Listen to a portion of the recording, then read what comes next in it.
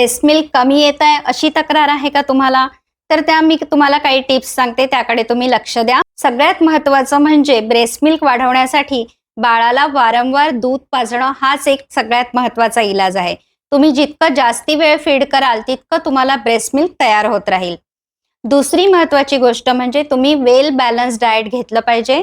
आपल्या आहारामध्ये calcium, protein, दूध असलं पाहिजे आणि आवश्यक प्रमाणात लिक्विड असलं पाहिजे.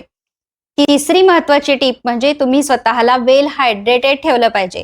कारण ब्रेस्ट मिल्कमध्ये 80% हे पाणीच असतं आणि हे तुमच्या शरीरातलं पाणी प्रत्येक फिडिंगच्या वेळेस बाळाला जात आहे. त्यामुळे तुम्ही लक्ष ठेवा की तुम्ही भरपूर पाणी प्या आणि आपल्या आहारामध्ये लिक्विड डाएटचा समावेश करा. त्यासाठी दूध हा खूप चांगला पर्याय आपल्याकडे सांगितलेला आहे. चौथी महत्त्वाची टीप म्हणजे तुम्ही आपल्या आहारामध्ये काही गॅलॅक्टोगॉगचा समावेश नक्की करा.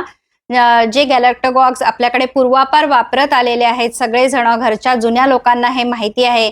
जसं की आपल्या आहारामध्ये मेथी, लसूण, बाळांत शेप, शतावरी यांचा वापर नक्की करा. म्हणजे तुम्हाला ब्रेस्ट मिल्क भरपूर येईल आणि तुम्हाला ही तुमची समस्या नक्कीच सुटेल. पाचवी महत्त्वाची गोष्ट म्हणजे स्ट्रेस फ्री राहा. आपलं बाळ जेव्हा झोपतं तेव्हा तुम्ही पण झोपा, आराम करा. जितकं छान तुमचा आराम होईल आणि स्ट्रेस कमी असेल तितकं छान ब्रेस्ट फीड तुम्ही बाळाला आपल्या करू शकाल आणि ब्रेस्ट मिल्क तयार व्हायला काहीच प्रॉब्लेम जाणार नाही. अशाच छोट्या छोट्या टिप्स मी तुम्हाला देत राहणार आहे. त्यासाठी कृपया keep in touch. Thank you.